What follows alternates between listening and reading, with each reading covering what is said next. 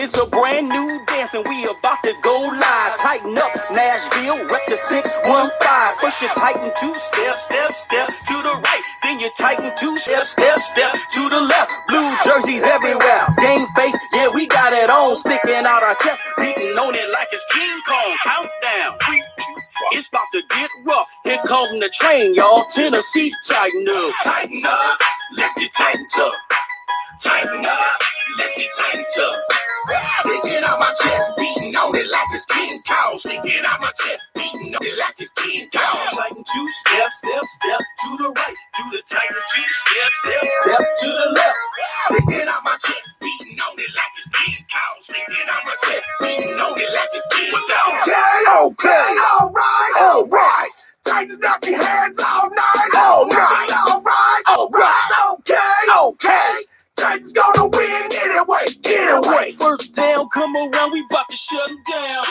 We bout to knock some heads, bout to shut them down. Good evening, Titan Nation. How's everybody doing? Welcome into a brand new edition of Titans and Truth. I am your host, Chris, aka Blue Enforcer, and we're gonna have a very good episode tonight. We have a lot of stuff to get to today. I know today's a great day, of course. NXT, AEW, all that's coming on tonight. So I know we finna get to that because I am too. So we definitely finna get this show on the road. I see it's Titans. What's up? Glad Mariota's on the bench. We're going to talk about that. Terrence, what's good? What's good with you, sir? AZ Mick, as always, how you doing? D Motivation, how's it going? It is a new day indeed. Tighten up indeed. And I thank everybody for tuning in. And as more of you crowd in, make sure y'all let everybody know. Let everybody know to share the show. You see that arrow. You see that share arrow. Make sure y'all share it out. Let everybody know. Put it on Facebook. Hey, take a picture of me on Instagram. Put it out there. Show it. Twitter. Put it out there. Let everybody know Titans and Truth is live because we're about to get into some big time discussion. And I'm just putting that out there. So we're about to have us a really good time and a good discussion that we have coming up because a lot has happened with the Tennessee Titans. Of course, the Titans fell 16-0 to the Denver Broncos. I did my quick recap on Facebook Live. If you did not catch that, go to the TNT Enforcers page and look for TNT quick recap. You'll find it, and that's where I talk about this game recently that happened. And so, of course, my final thoughts on that. Offense looked horrible as usual. They looked horrible last 10 quarters. Only 7 points scored in 10 quarters. Ever since the second half of the Atlanta game, that's unacceptable. Marcus got benched in favor of Ryan Tannehill in the second half. Defense continues to play lights out. But again, another great defensive effort wasted. I just, I don't know what's going to really happen with this offense because this offense is going nowhere fast. It's like they're stuck in the mud and they can't seem to get out. And, the Broncos had a sack party. They only had 5 sacks all year. They had 7 in this game alone. Mama's boy, that's a good question. Should I change it from Marcus? You know what? I probably should. I've been lazy with that, but I'm glad you brought that up. Maybe that is something that I need to do, is make the change on that. But enough about the Broncos game because I think we've all been sad about that. If you want to be mad all over again, go back and watch that recap on my Facebook Live, on my Facebook page, on the TNT Enforcers page, if you're a part of it. But yeah, a lot to get to. First off, before we get to the real big news, let's kind of lead up to the news of yesterday and, of course, today. So on Monday, the Titans had a press conference, and basically Mike Vrabel came out and said, basically as far as the quarterback situation goes, he said, that's something that I'm gonna discuss with John and with the staff and and everything, and he would decide, within the next day or so, who they're gonna go with at quarterback. And so the Titans social media crew put out a tweet, saying that quarterback decision within the next 24 hours, and has a picture of both of them on there. This is the Titans who put this out. And of course, everybody goes crazy, with the tweet. Delaney Walker responding to it, talking about, this is why fans act the way they do. And he was saying, laughing my tail off, like he felt offended that tweet was out. And so what I say to that is, Delaney Walker lashing out at the organization for putting out the tweet. And I'm thinking like this. And, and of course, I was listening to A to Z Sports Primetime with my guy, Buck Rising. I love Buck Rising. I love that. Shout out to him and shout out to A to Z Sports. However, I disagree with his take I'm sorry, y'all. I'm making a quick message to someone. But, the lady seemed upset about the tweet. Buck Rising was upset about the tweet, basically saying this was classless by the organization. Delaney basically lashing out, saying that, this is why fans act the way they do. This was basically it was bad. But here's my thing. Who's the one that started this whole mess? Mike Vrabel. Vrabel was the one that said all of this. You're probably saying it's best to keep it in-house. You don't put a decision out like that until you've made it. But Vrabel was the one who said it in the press conference. So I don't understand why Delaney or anybody else for that matter is all upset about the tweet. All upset about the tweet when Vrabel said it, the social media staff tweeted it out, and they had to have gotten that tweet approved before they could put it out to the public. So I don't know why everybody got all their panties in a bunch about this. Vrabel saying they're going to make a decision on the quarterback, basically making it seem like they're humiliating Marcus any further, putting it out there saying they're going to make a quarterback decision and putting a picture of both of them. I didn't see what the big deal was. Hey, if you want to disagree with me, y'all, disagree with me if you want. But I think it's a little petty and a little childish to feel that way. And if I'm wrong, I'm wrong. But you know what? With Titans of Truth, hey, it's a show that we're going to bring out the truth. I'm going to bring out some facts, but I'm going to also tell some opinion. I may be wrong, and I may disagree with what some other people say. I'm not going to just, with some of y'all out there, y'all may have some comments. There may be some that I disagree with. There may be something that I say that y'all disagree with. We can all agree to disagree. So I'm kind of getting tired of seeing Titan players and media getting their panties in a bunch. I'm like, come on, y'all. Grow a set of cojones grande. Stop all of that. Right now, it's about the best decision for the team. But Vrabel isn't making himself look very good right now. With these press conferences. Now, I will say this. Vrabel being all snappy with the media is not a good look. It reminds me a lot of Ken Wisenhunt, and that can kind of grow old and tiresome real fast.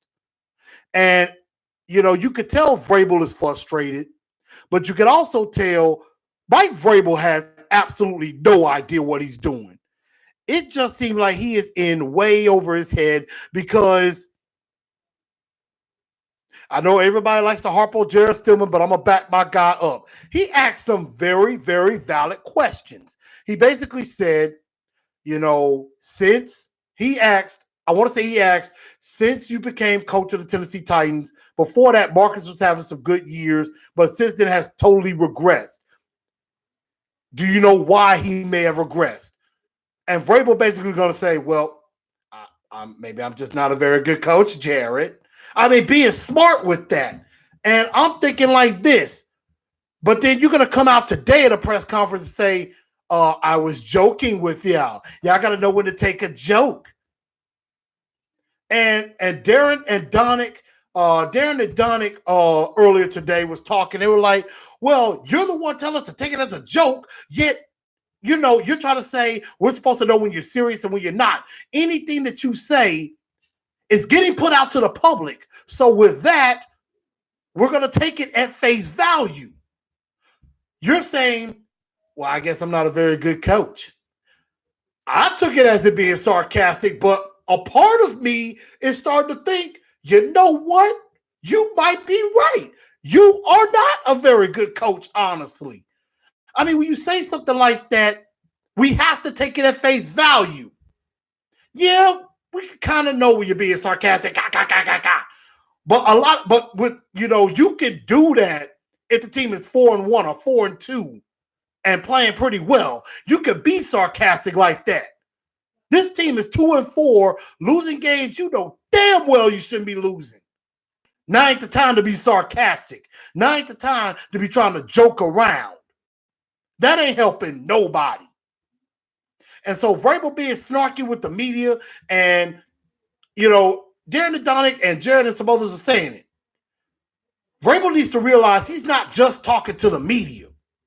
Everything, any press conference is being recorded, or it is being recorded like a video that we can see. So, like today's press conference, any other, we could go back and listen to it. So Vrabel needs to understand he's talking to the fans too. He's acting like, well, I'm the head coach. I know everything. Y'all don't know nothing. There are a lot of us who have knowledge of football. A lot of us have knowledge of football. I played in high school. Now, I didn't play in college ball, but I've watched the Tennessee Titans for 23 years. I've been watching football since I was 7 years old. I'm 36 years old. So I've been watching football for almost 30 years. I know the game. Now, I don't know all the intricacies, like cover 2, cover 3, all the intricacies of like 11, 12 personnel, but I know the basis of it. I played the game.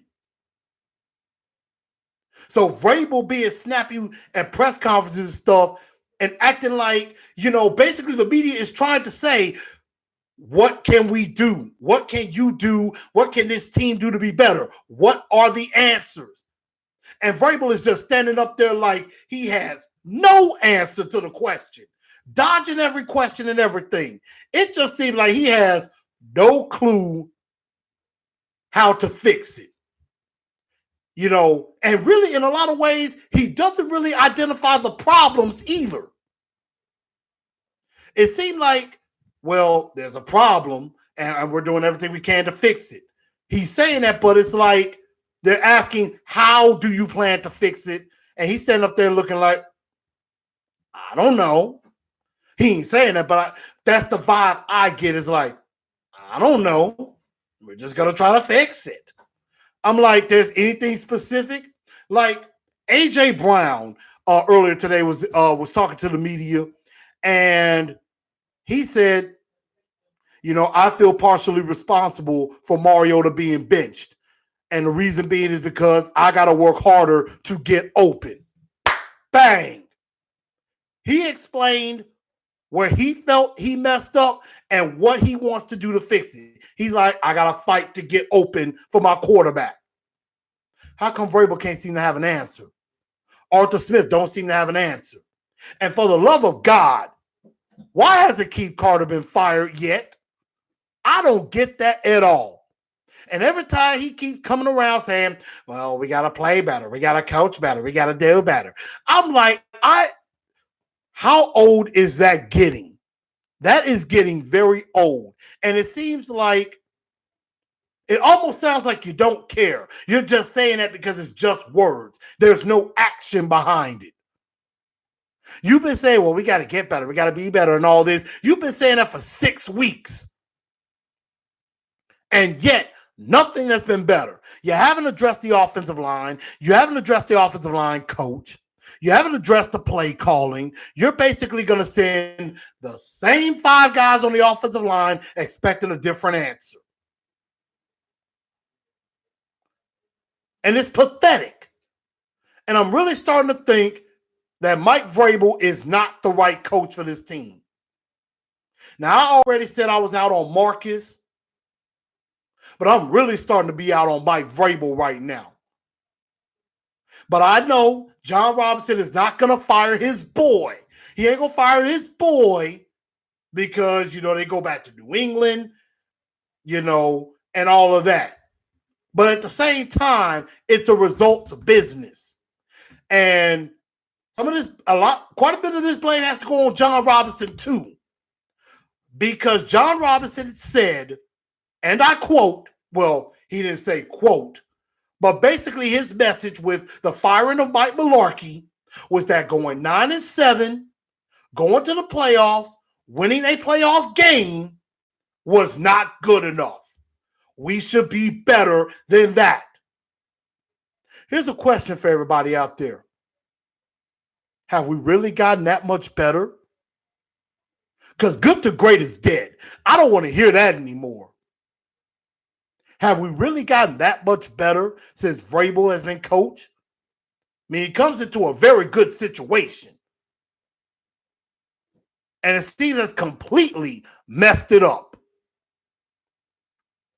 And then let's get to the fact that Ryan Tannehill last night was named the starting quarterback of the Tennessee Titans. News broke, Ian Rappaport was the first to break it, that Ryan Tannehill will be the starting quarterback going against the Chargers this Sunday. My initial reaction is it's the right decision. And when Vrabel said, well, we're going to discuss it with the staff and everybody tonight, we'll have a decision within the next 24 hours or so, I knew they were going to Tannehill. Because if they were going to stick with Marcus, they would have said it right then. There would have been no question. He would have said, we're sticking with Mariota. The fact that you had to think about it already said in a lot of people's mind, they're going to Tannehill. And honestly, that is the right decision because the way things were going with Marcus, you cannot put him back out there. He has absolutely no confidence in himself right now. He's afraid he's going to get hurt. He's seeing ghosts of pass rushing that's not there. Very indecisive. So putting him out there against the Chargers is not the best idea.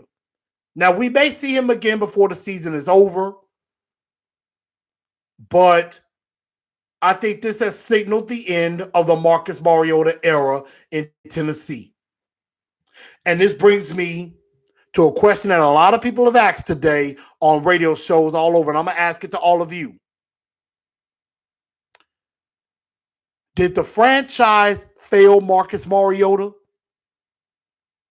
Or did Marcus Mariota fail the franchise? I want to see some comments on here before I answer on that.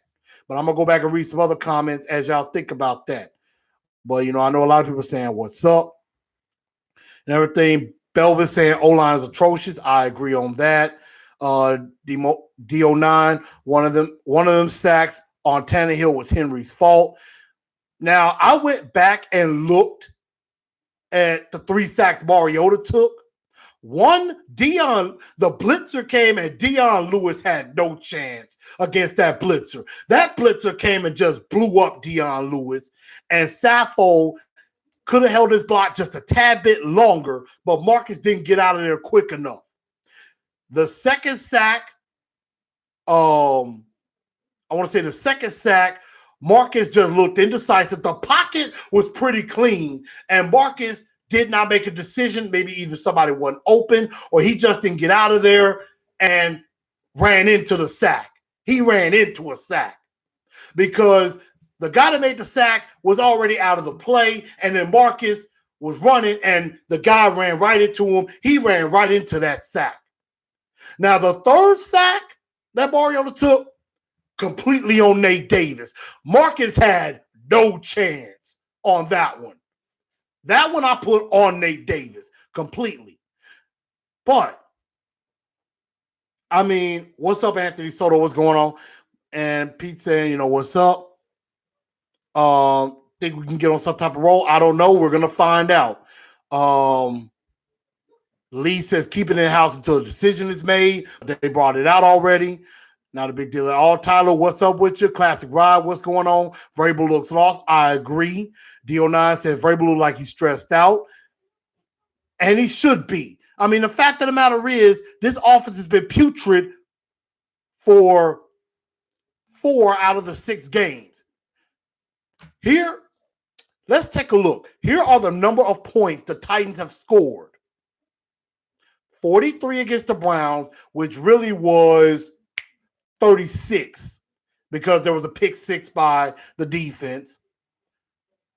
Then you have 17, 7, 24, 7, 0. In the last 10 quarters, this is since the second half of the Atlanta game, because they were up 24-7 at the half. After that, they have only scored 7 points since the second half of the Atlanta game has started. 7 points in 2.5 games, 10 quarters. There are teams that are scoring 30 points in a game or more. It's ridiculous. Let's see. Class Ross said he don't want to lose his job. And I'm going to put it to you like this. Now that this change has been made, Marcus can no longer be the scapegoat. Nobody can say, oh, it's all Marcus's fault. It's all Marcus's fault. Now the pressure shifts to Vrabel and Arthur Smith. It's all on them now. And even though John Robinson may not admit it or Vrabel might not admit it, Vrabel's seat is starting to get warm. I'm not going to say it's hot, but with every loss and every time the offense looks putrid, Vrabel's seat is going to start to get hotter, honestly. Because if John Robinson ain't going to want to fire Vrabel, Amy Adams Strunk might come out and say it. She might tell John Robinson, look, offense is looking terrible. If you're not going to fire Mike Vrabel, I'll fire both of y'all, get a new general manager and a coach, and draft a new quarterback, and we can go from there. So now the pressure is on Vrabel and Arthur Smith. And let me get some of y'all comments before I tell y'all, did Marcus fail the organization or did the organization fail him? Let's see. Joseph says, I watched the minute of the Titans-Broncos game. Was disappointed about the results. It's Titan says Marcus is a joke. James says he's not a head coach. Ryan says my team is no damn joke. Now, Ryan, I don't know if you're talking about us or another team. Please tell me you're talking about the Titans, because if you're not, this might not be the place for you. It's Titan said, look at Vrabel the sideline. He looked lost. He did. Glenn, what's up with you? Class Ryan say very lost. Lee says, it gets old real quick. If I was the GM and owner, this is where I draw the line, basically. Class Ryan says Vrabel will be out after next year. Won't be around too long. I don't know.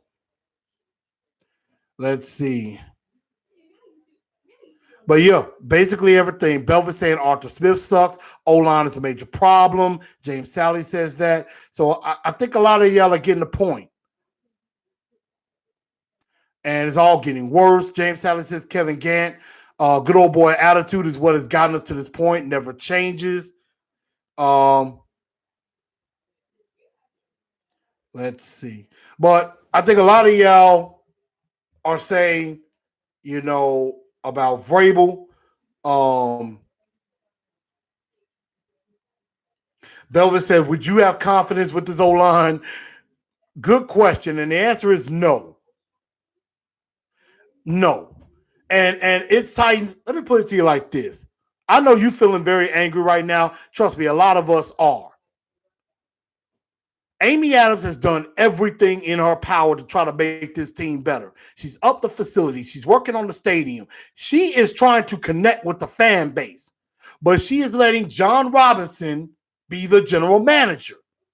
She's not being Jerry Jones and stepping in all in the way of stuff. Amy Adams Strunk is letting her people do their jobs. If we're going to look at that at the higher ups, you got to look at John Robinson. Robinson deserves some blame too. Jared and GM was asking, are we giving J-Rob a free pass? Now ain't the time for that. J-Rob has been general manager here for what? 4 years? Can't give him a pass anymore. You know, we were all praising our John is an awesome John. He ain't awesome John anymore.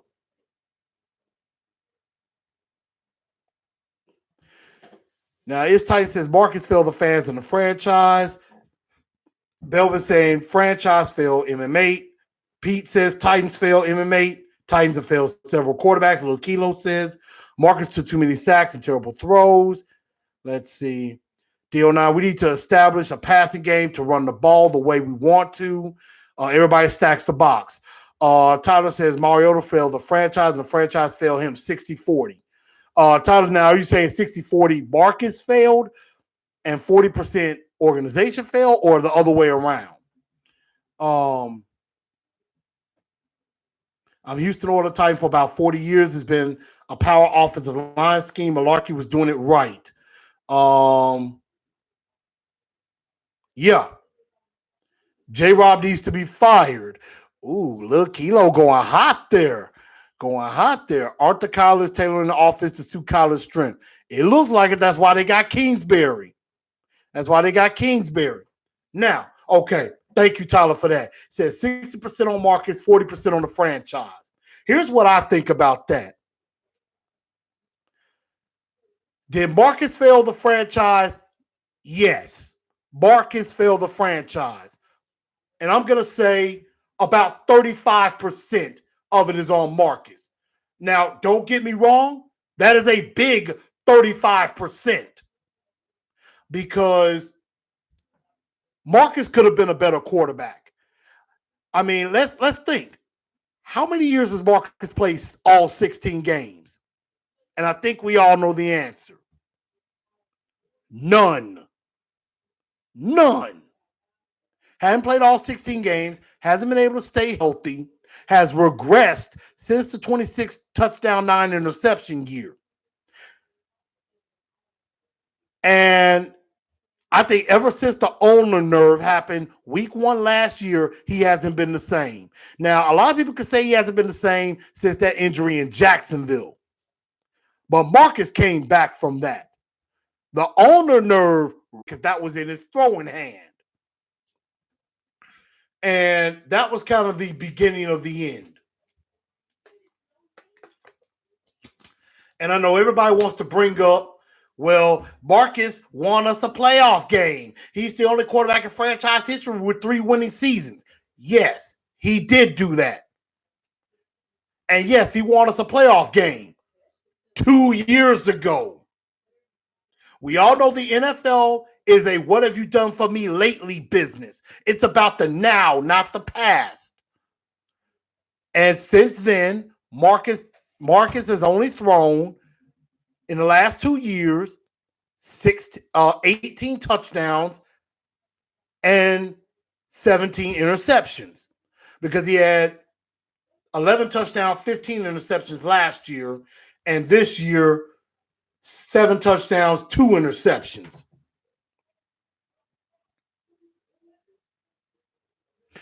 So 35% of the blame is on Marcus because, I mean, Lance Zierlein put it out in his report 5 years ago before the Titans drafted Marcus. He basically said, takes unnecessary sacks, makes pass rushes that are not there, misses open receivers, looks down to run instead of keeping eyes downfield. I mean, isn't some of this stuff what we're seeing now? Lance Zierlein called it 5 years ago. And we're seeing all of this now. Marcus taking unnecessary sacks that are not on the offensive line, missing open receivers, and he seems timid, scared to throw the ball downfield. He doesn't want to take chances. But on the other side, the 65% is on the organization. And this is why. He has had 5 offensive coordinators. Ken Wisenhunt set him up to fail. Jason Michael, no experience. Now, Mike Mularkey, as much as I cannot believe I'm saying this, Mike Mularkey and Terry Robusky had Marcus in the best situation because they hit some of his weaknesses. And he had his best years. Then you go to Matt LaFleur, who only left after 1 year and probably could not use Marcus the way he wanted because of injury. And now Arthur Smith, who is completely way in over his head. Way in over his head. Arthur Smith, I just don't think was ready for this role. And Mike Vrabel, I think Mike Vrabel is in over his head as well. Because the fact of the matter is, and I'm looking at John Robinson too, this is a make or break year for Marcus Mariota.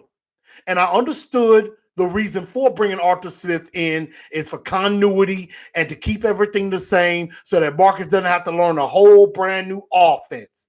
I understood that. But what they could have did, look at somebody who maybe runs a similar offense, but more experienced. You know, Teron Davenport said it, that he thought maybe a Marty Morningweg would have been a good pick. I think from the Ravens, I want to say, would have been a good pickup. And if I'm Dean Pease, I'm infuriated. And the defense, because once again, I cry for the defense. I cry at night for the defense because they're giving everything they got, holding teams to under 15 points a game. They are the number 5 scoring defense in the league, 8th total defense in the league, 6th against the pass. They were close to 20th against the run. They're 15th now. They're a top 10 defense, nearly, and in point score, top 5. They are nearly a top 5 defense, and Simmons is coming back. But they should have had a more offensive-minded head coach and a more experienced offensive coordinator. And they have failed Marcus.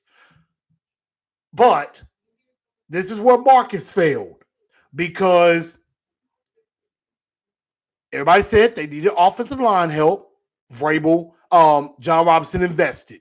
He re-signed Taylor Warren, drafted Jack Conklin, brought in Roger Saffold, extended Ben Jones, drafted Nate Davis. They invested in the line. Hasn't worked out, but they invested. Then they were saying, well, we need receivers. Spent a number 5 pick on Corey Davis. Spent a 2nd round pick on A.J. Brown. Spent money on Adam Humphries. Looks like they haven't used them right either. Although A.J. Brown looked like he could be a star. And Corey Davis is slowly coming along now. So where's the problem?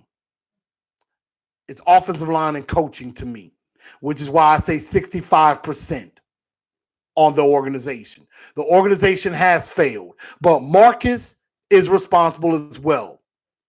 So it's a bit of both. We can't say it's one or the other. Paul Kaharski said, and I agree with him, it's a bit of both. They work hand in hand a bit.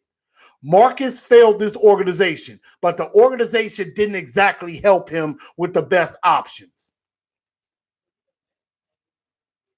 Classic Ross says Sip was low-key MVP of the game. I mean, yeah, taking out Kelsey did help. You know, he did help, but that may have not been the be-all, end-all. You know, some people saying that Marcus might still be hurt. I don't know. You know, they said that ulnar nerve may not ever completely heal. So that, you know, that could be something. Saffold sucks. I agree. Maybe he needs more time because it does take about a year for an offensive line to completely gel, but it is a lot more on the franchise. So that's that on that. But let's keep going. Oh, and one other comment I wanted to make.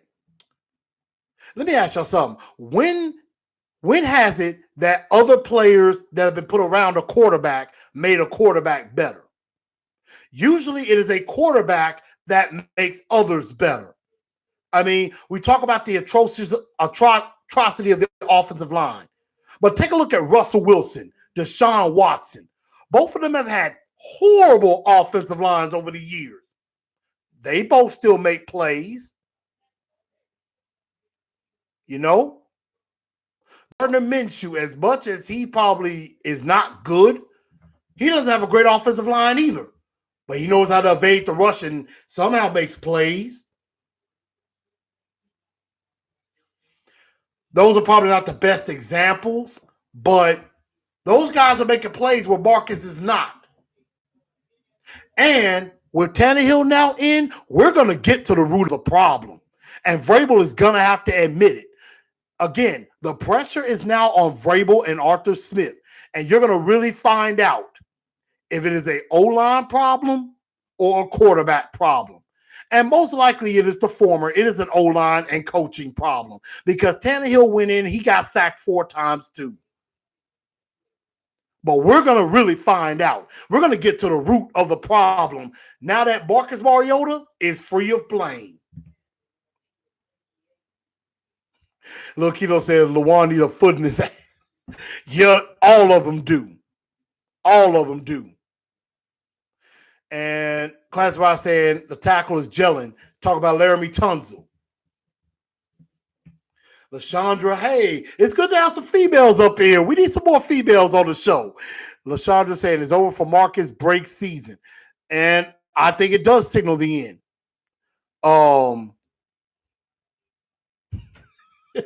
Joseph said we need to fire Roger Trashfold. I mean, right now he is playing like trash. I agree. You know, but let's move on, y'all. Other news, Jeffrey Simmons practiced for the first time today. He had a brace on and seemed to look pretty decent. My expectation is I don't think he's going to play much Sunday, if at all. I could see them holding him out. I think they give him a few weeks, let him get his feet wet, let him get a few weeks of practice under him before he goes in. Maybe next week against Tampa Bay, I could see that happening. I'm just hoping that they're not rushing him back. I really do. But I don't see any reason why they would rush him back. I mean, defense is doing a great job without him. Jeffrey Simmons will only make this defense even better than it already is. So, you know, Jeffrey Simmons says he feels great. He feels like he's good to go and he's just ready to play football. I'm excited to see him play. I really am. So I like that. And I'm hoping that I'm hoping that he can make some plays. Let's see. And also Ryan Sucker began practicing this week. He can't come back till week 9, but that's coming close. Let's see. Brady says, I'm so sick of Vrabel. It's time to bring in an offensive-minded guy and let him handpick the quarterback.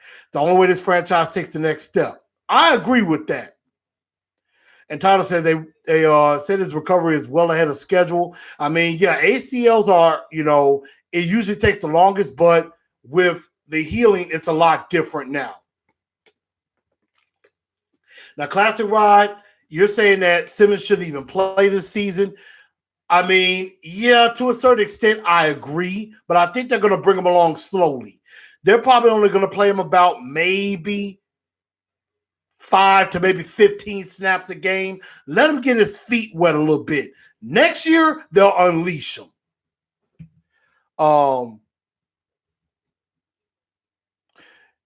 Let's see. They're saying coaches are panicking, Glenn Berry said. I mean, I could see it being a little bit of desperation, but I mean, right now it's do or die. It's do or die. And Tyler, you're right. Wiz offensive minded, that didn't work out very well.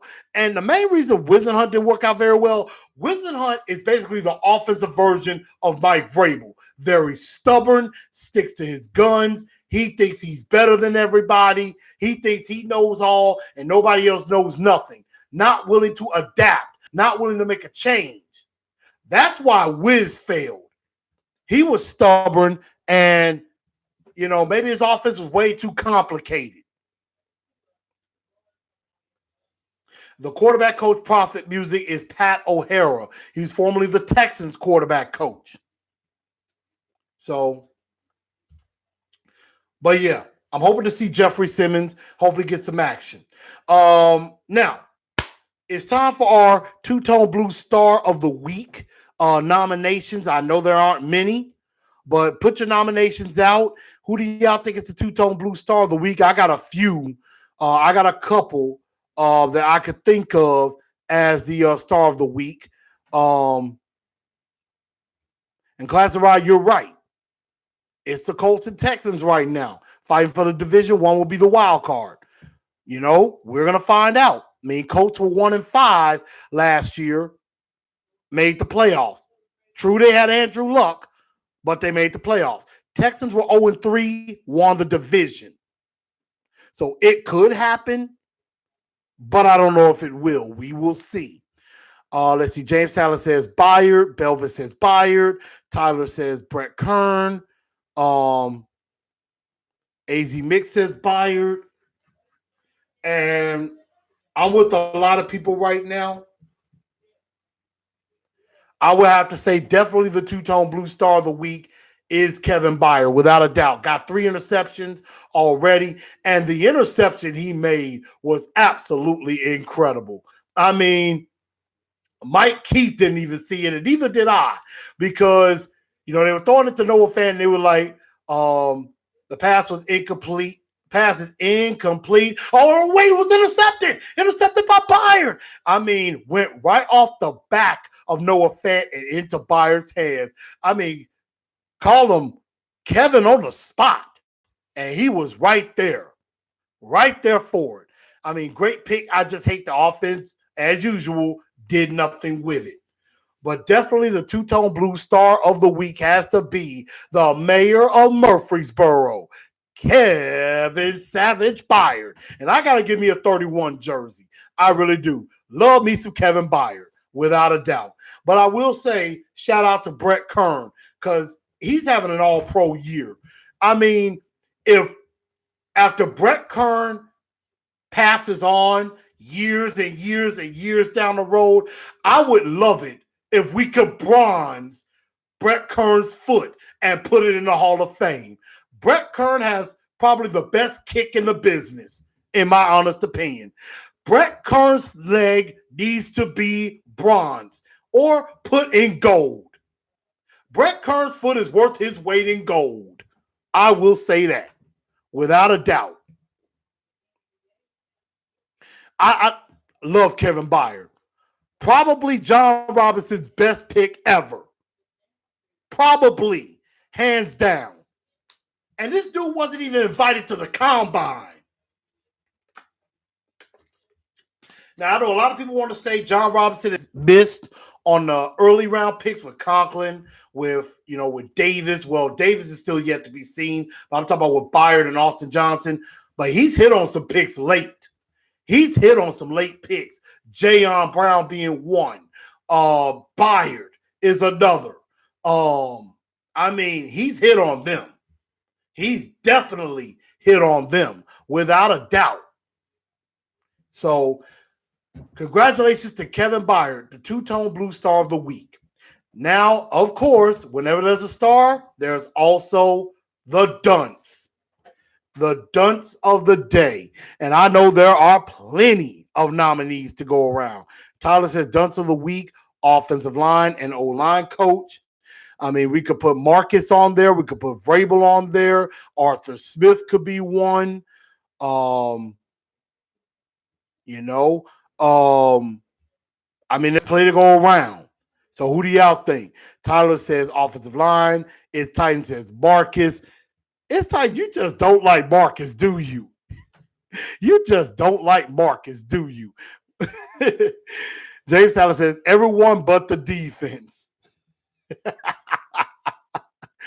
I can see that. I can definitely see that. Let's get some more. Belvin says O line. Um, P Hit says Vrabel and Arthur Smith.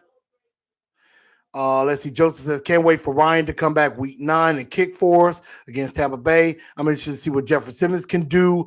O-line is the dunce. Prophet says, offensive coordinator, coach, offensive coordinator and coach. Excuse me. AZ Mix says Vrabel. You know what?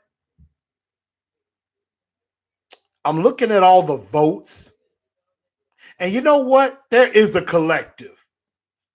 The two-tone, the dunces of the week has to go to, and yes, Mariota had a horrible game.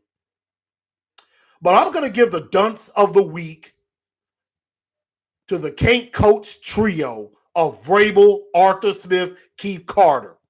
And I know that's probably going to be a regular thing because Vrabel all hunched up, looking like,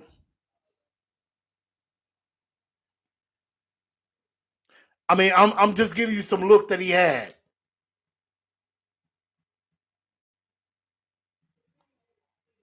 He looked lost. He looked lost and had no clue what he was doing. And Keith Carter, I put him on there because he coached an offensive line, and I blame Vrabel for that because he should have fired him a long time ago. And Arthur Smith is way in over his head. So the two-tone blue dunces of the day are the coaching staff. Offensive coordinator, offensive line coach, and Mike Vrabel himself. And LaShondra Green says, I just want to have a home playoff game. Is that too much to ask? I know that's right. I know that's right. I agree with that. Let's see. His Titan says he needs to keep his shades on so we can't see how lost he is. I agree. Because he does look lost. He looks like he has no clue what he's doing. And just, I mean, he thinks he knows all when he really knows nothing. All right, y'all. Let's quickly go into Pick My Brain. I want y'all to give me a couple of questions for Pick My Brain. And I'm going to try to go through them real quick and everything. So, Ms. Margarita says, do y'all think Mariota just stopped trying these past 2 years, especially this year because he wants out of this team and the coaches come out healthy, to come out healthy and go to another team? And I answered this saying no, because Marcus is a gamer. It's Titans, I'll holler at you. Of course, Marcus didn't quit on the team. I mean, he's a gamer. He's a competitor. He wants to win. I give him that. So he didn't quit on the team, but he just wasn't good enough, in my opinion. I mean, he could have been better, and he wasn't. And that's why the benching happened. Plain and simple. Let's see.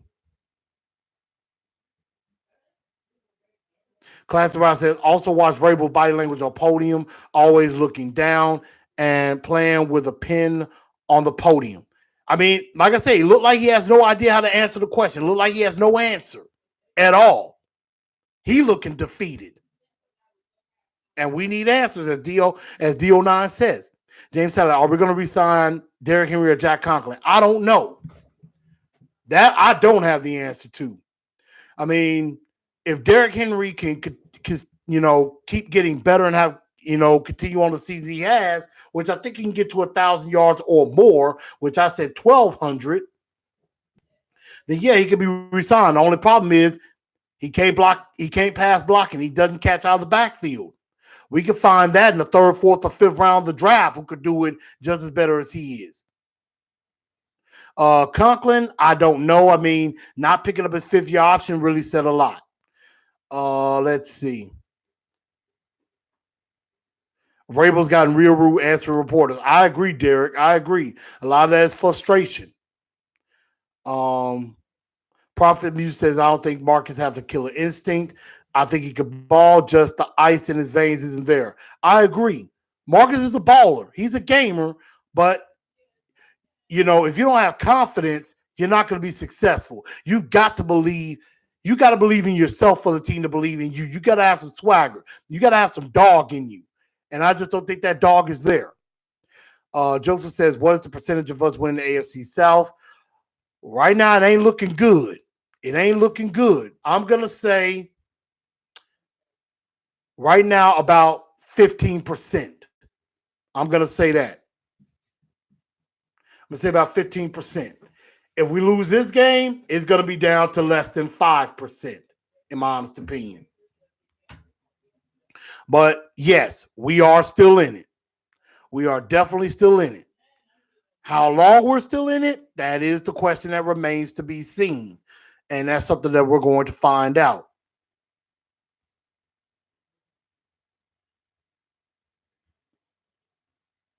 Give me a second, y'all.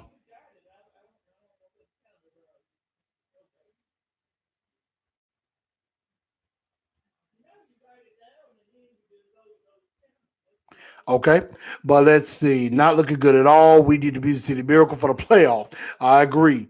Um, let's see. Any other questions out there? Let's see.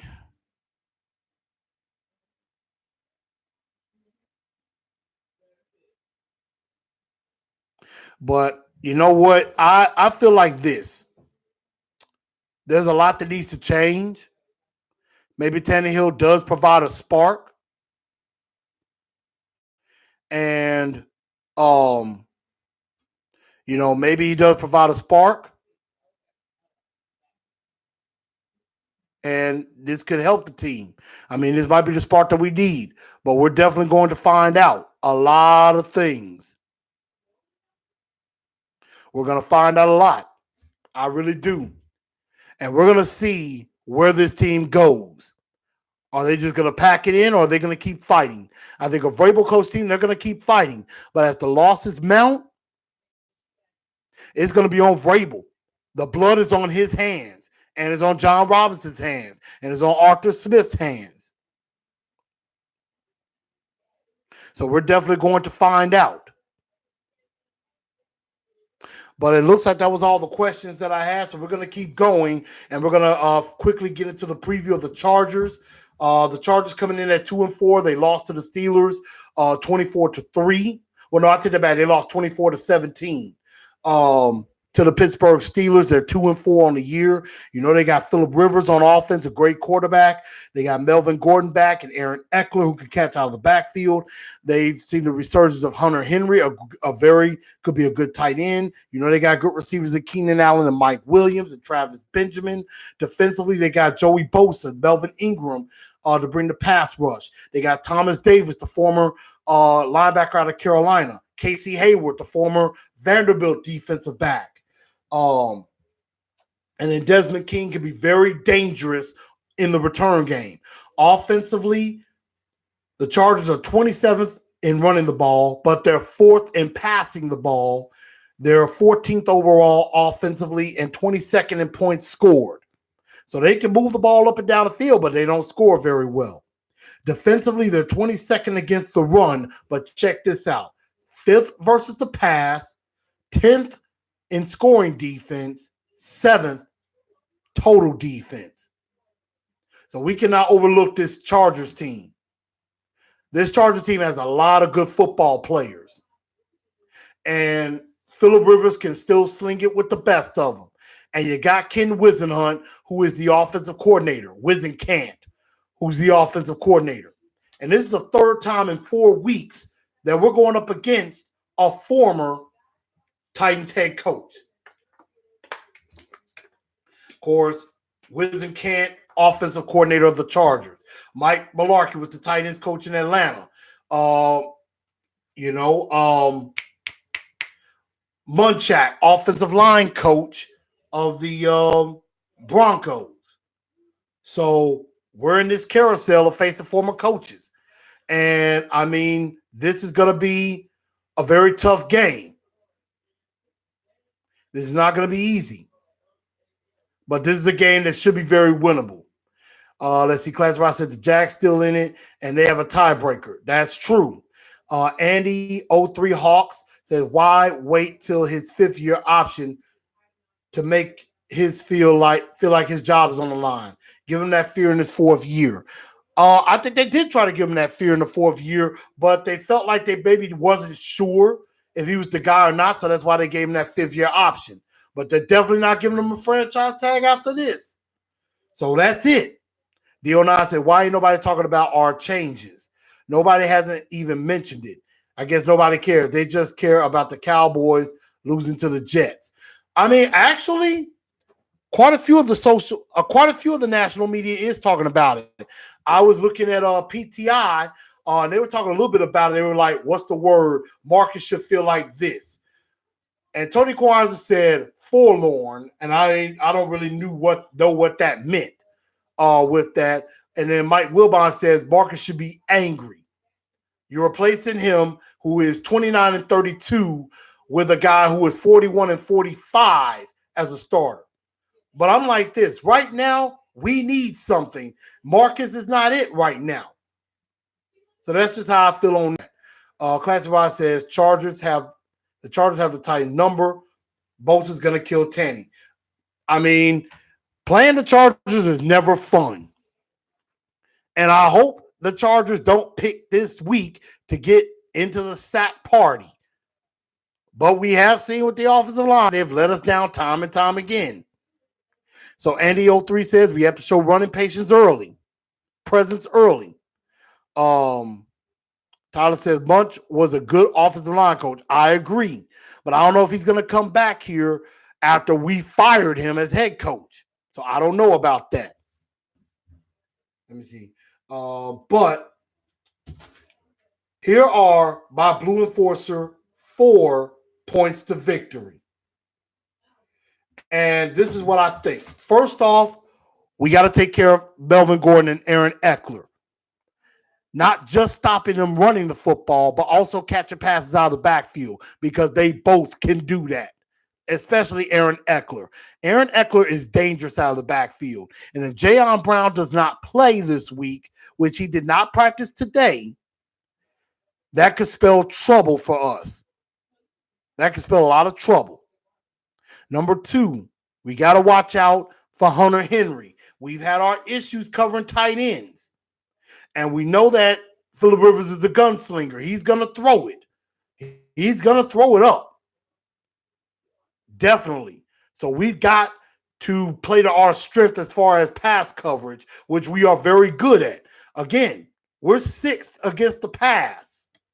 We've been very good at that. Number 3, offensive line, for the love of God, block somebody, please. Now, I know I'm probably asking for too much with that one, but we cannot have any more sack parties by the defense. Block somebody. I don't care what you got to do.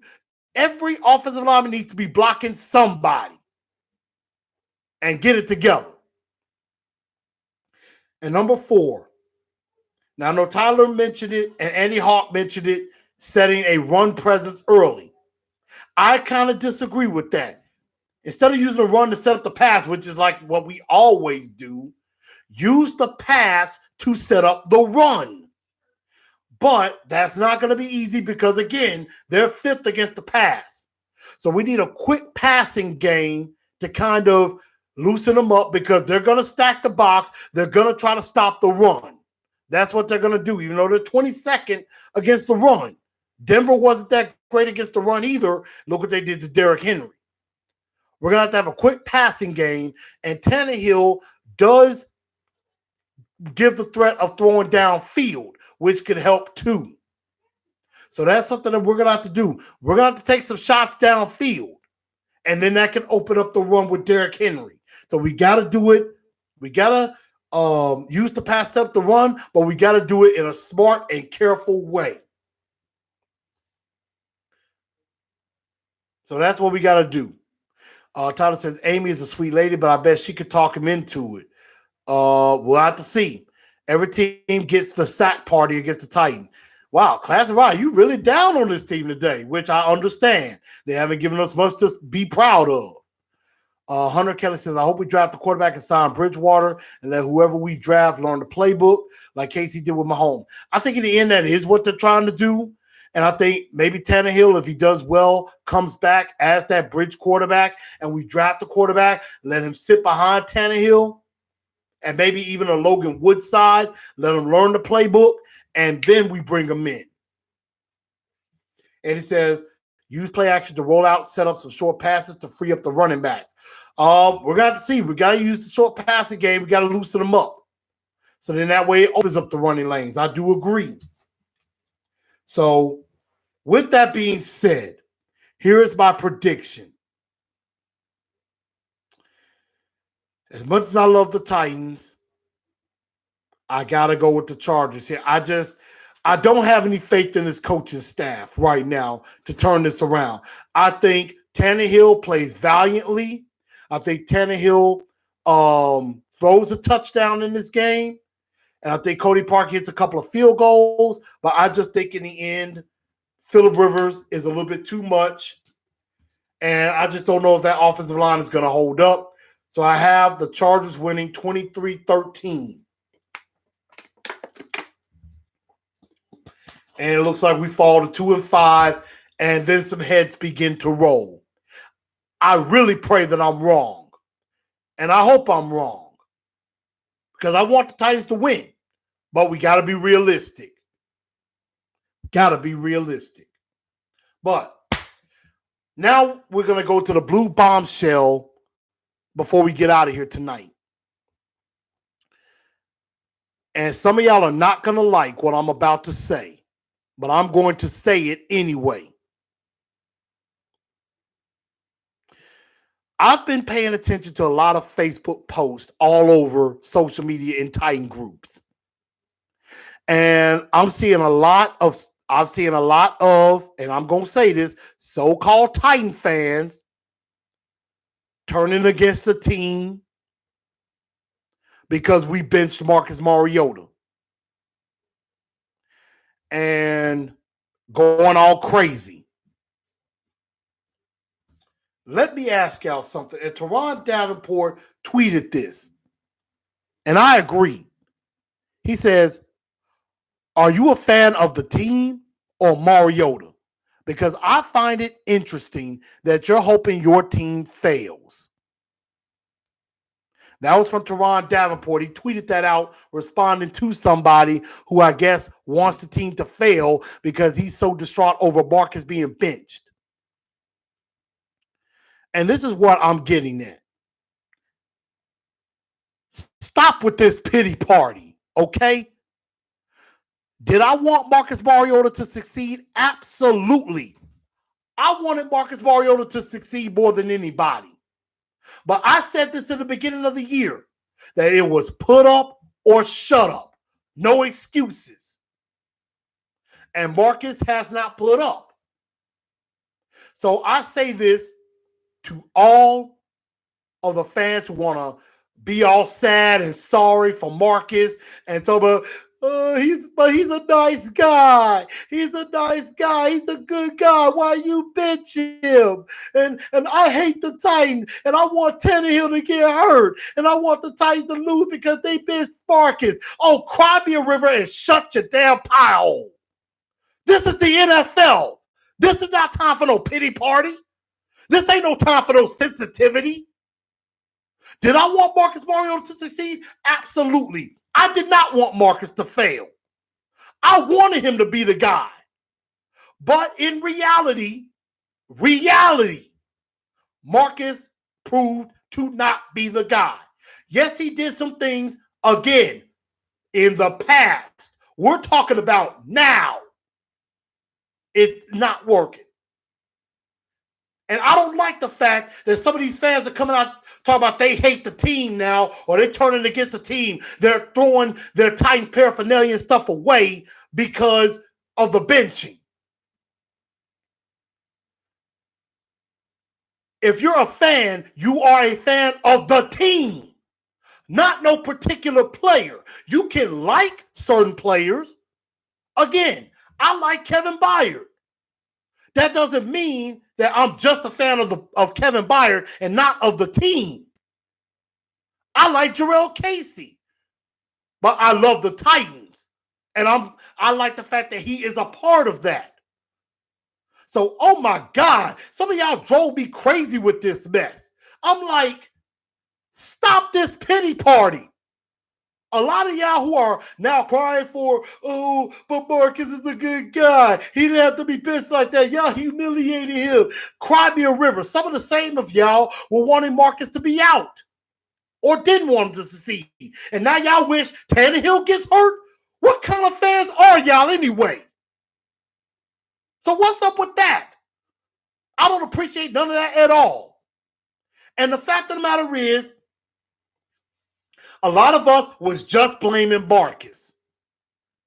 Well, we got to look at the bigger picture. It is not just Marcus. The O-line stinks.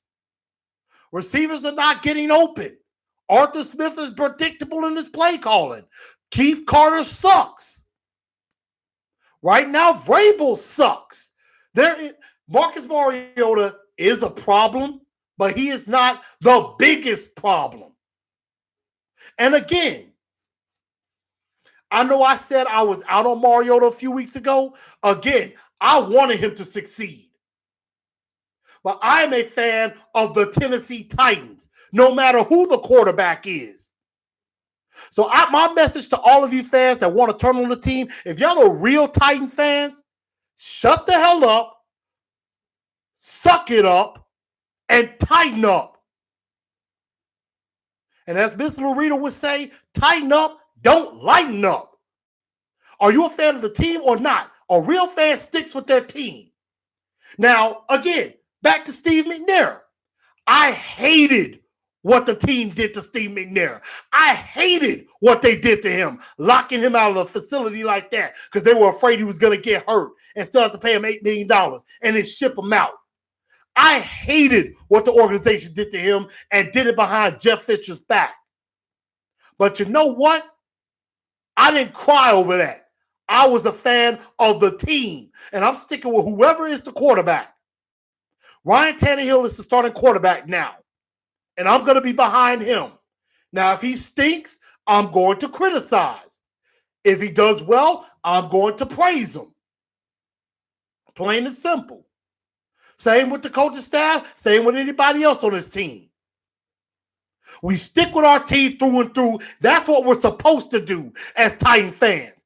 I stuck with this team all those years when they were good in '99. I've been a fan I've been a fan of the Titans for 23 years, since 1996. I was with this team when they were 13-3 and going to the playoffs every year and going to the Super Bowl. I was with this team in 2003, 2002, 2003, 2005, when they were 4-12, 5-11. I was with them when Ken Whisenhunt had us at 2-14 and only won and was only 3-23 as head coach. I ride and die for my team, and I know a lot of y'all do too. So believe me, I'm just talking to those who were ready to, burn it down and ready to turn against the team because of the benching. Quit crying, man up or woman up, suck it up, and tighten up. Plain and simple. And I'm going to read some comments. Says Hunter Carey, those are probably Oregon fans who only follow the Titans for Mariota. No, here's the thing. I've seen there are some Oregon people who are still with the Titans, even with the benching. And if you're a fan of Mariota, and don't get me wrong, I like Mariota. And even if he goes to another team, I hope he does well. It might come back to bite us. I hope he does well somewhere else. He deserves a fresh start. But I'm going to love the Titans even more. If Marcus comes against us, I'm going to be against Marcus. Plain and simple. Class Ross says, I just want Vrabel out of there. I agree. Andy says he isn't cut yet, like VY told him. Keep your head up, self-reflect, practice harder in case your number gets called. D09 says, you ain't lying, it's ridiculous.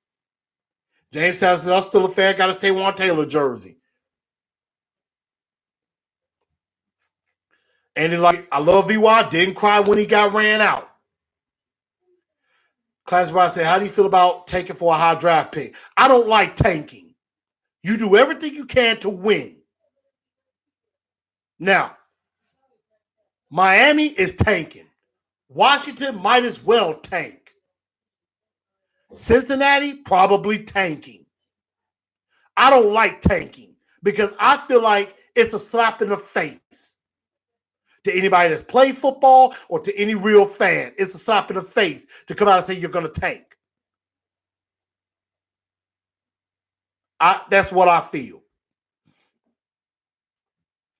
Hunter says, I feel bad for the defense, only good part. Again, I cry for the defense. I really do. I cry for the defense because they're playing their tails off. James said, it doesn't matter who the quarterback, running back, wide receiver is. Titans through and through. Titan true. I agree. Tighten up. I know that's right. I'm not sad and sorry about Marcus being benched. Love this team. Nice guys finished last. Locking Steve McNair out was bogus. Cried when Steve was traded, but never turned his back. Exactly, Joseph, exactly. And I agree. Again, Classified, I'm with you. Steve McNair was done dirty. I agree with that. But it's about the team first. Classified said, Colts tanked for luck, worked out for them. Yeah, we see some other teams tank. It hasn't worked out very well. You know, Cardinals tanked for Kyler Murray. Might work. Giants went with their guy Daniel Jones at 6. We're going to see about that. But this draft class, there's about 6 or 7 good quarterbacks that could go in the first round. We're going to see. Somebody said, hey, let's bomb for Burrow. And honestly, Burrow is the guy I want. Joe Burrow is the guy I want. Jake Fromm, even though he might probably look bad against South Carolina, I think could be pretty good. I think if Vrabel's going to stay and Arthur Smith stay, I think Fromm is the right guy from what I've read. Again, I got to watch film to show it. But if we're going into the new age, Joe Burrow, I think is the guy. Justin Herbert, because I think he's in the same mode as Marcus. That's just me. But y'all, look, again, I love the Titans, and I love bringing y'all the best content that I can of Titans and Truth, reporting to everything that I know. But if you are a real Tennessee Titans fan, you tighten up for the team, not for no particular player. You do not become a fan of a team because of a player. You become a fan if you like that team as a whole, because nobody's going to be on this team forever. Nobody is. Just like Marcus is not going to be on this team forever, Jarrell Casey's not going to be on this team forever. Kevin Byard's not going to be on this team forever. There's eventually going to be new guys that come in. What, just because Kevin Byard leaves or retires, you're not going to be a fan? I think not. So if you're going to be a fan of this team, be a fan of this team, and you tighten up through and through the good and the bad. You can't just be a bandwagoner or a fair weather fan, be with us when things are good, and then turn on us when things go bad. Again, you be with this team when they're 12-4. You be with this team when they're 4-12. And if you're going to, stop being a fan because Marcus Mariota got benched and he ain't no longer going to be on the team, you could go right ahead. But don't be coming back to us when we get better and we're in the playoffs every year and winning Super Bowls. Don't be coming back saying, I was always a fan. I was always a fan. Because some of us are going to remember some of those fans who turned their backs on us when we're at the lowest point. That's all I got to say about that. But Classified, you're right. Vrabel and J-Rob better tighten the heck up or they're going to be out. But y'all, that's all the time I got for tonight. Thank y'all for tuning in to Titans and Truth. I just had to go off on that. I had to hold my fellow Titan fans accountable, myself included. Get it together, y'all. Get it together. And for all of y'all that are so mad about Marcus being benched, get your heads out your asses and get it together. And we tighten up with Tannehill as our quarterback. And let's go win some games. Tighten the heck up. And let's go win it. And Vrabel, get your stuff together and be the head coach that you are supposed to be. Y'all, that's my time. Thank y'all for tuning in to Titans and Truth. Make sure y'all go follow me. Facebook, TNT Enforcers page. Instagram at Titans_N_Truth. And also Instagram at TNT Blue Enforcer. Thank y'all for tuning in to Titans and Truth. Y'all know me. I'm Chris. And I will holler at y'all on my Facebook page Sunday night after the Titans game.